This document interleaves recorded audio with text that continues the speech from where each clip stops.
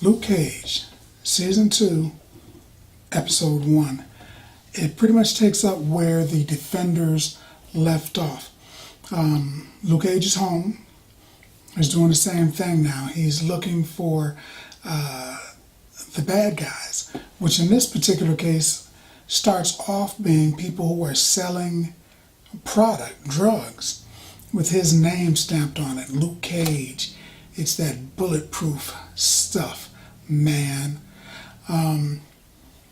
So he's doing that. He's still with Claire, which for me personally, being a comic book guy, I'm a little skeptical about them staying together because Luke Cage runs through a ton of comic book characters before he eventually settles down, gets married, and has a child. So I don't know what they're going to do with this relationship. It makes me a little nervous for Claire. Maybe she's, or something, who knows. But this episode lets you know that the season is starting off better, I think, than the previous season. The season looks to be something I think is going to be better than the first one. You know, we've already had Cottonmouth, right? And we've already had Diamondback, right? And now we've got Bushmaster. I think they're going for a particular trend. They're using serpent named villains. There's been 3 of them so far. And there's a particular serpent villain named organization, the Serpent Society, that they might be leaning towards. They might not be.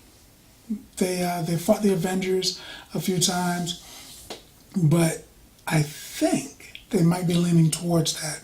Luke Cage in this first episode reunites with his father. They don't really seem to dig each other that much, so there's tension between them. Actually, there's a few different subplots that are being started in the beginning of this. There's a love relationship going on with 2 of the main characters, Mariah, Black Mariah, and with Shades. And that's interesting. You know, they've got a lot of area to move around with that and do a few different things.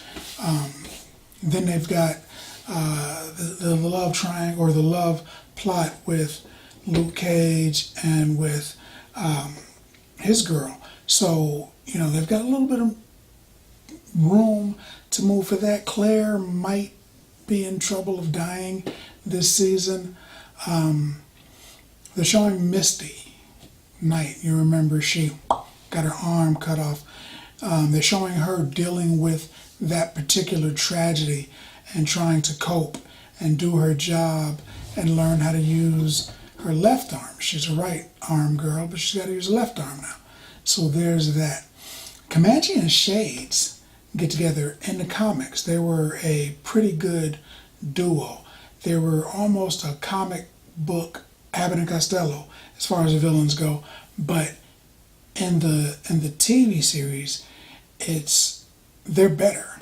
They're dangerous, and you wouldn't want to meet them in a dark alley because you might die. They bring a lot of really good characters into the series from the comic books, and I kind of dig that. This is well thought out and well written. They've got a lot going on, but it doesn't seem crowded. It doesn't seem like they're doing too much. They're taking their time and they're weaving a lot of really nice plots, and I kind of dig that. This season, of course, is starring Mike Colter, Alfre Wooderd, Theo Rossi, Simone Missick, and Mufasa something or another. I don't remember his last name, but I'm probably going to put it like right in here since I don't remember it at this moment. But the guy that's playing the Yardie, the bad boy, rude boy, villain, Bushmaster, he is good. He makes you think, oh, this guy would probably kill somebody. It makes you think that, and it's good. When a villain makes you think that they are in fact villainous, and it pulls you in.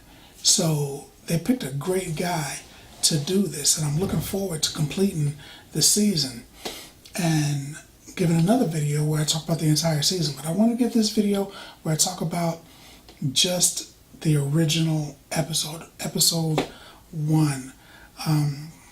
They call him, I thought it was kind of cool, they've got a name for him now in the public.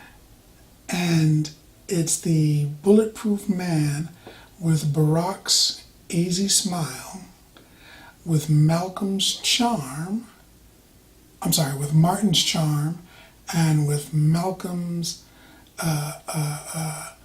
foresight and swagger. So they combined a lot of stuff in there to make him, Soul Brother number 1. He's also called. But one thing that gets me, one thing that's really good is he's selling merchandise, Luke Cage merchandise in order to survive. And to me, that's saying that he needs money, and if he's a little strapped for money, then maybe they're going to hurry up and bring that whole Heroes for Hire arc with him and Danny getting back together, Iron Fist. That's how the comic book was. I'm hoping for something like that. I don't know. I'm hoping. We'll see. But I'm digging this episode.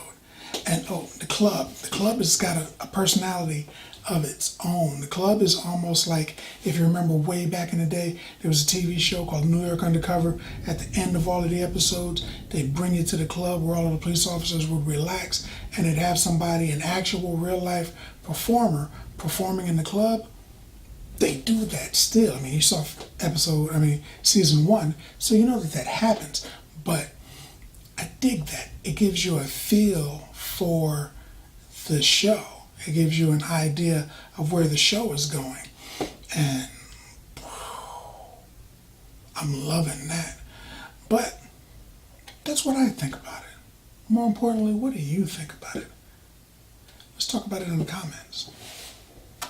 And I'm going to give this show 9 bags of popcorn. They deserve it. So if you like the content, you like the video, subscribe. And then like. Popcorn passport. Get your popcorn passport.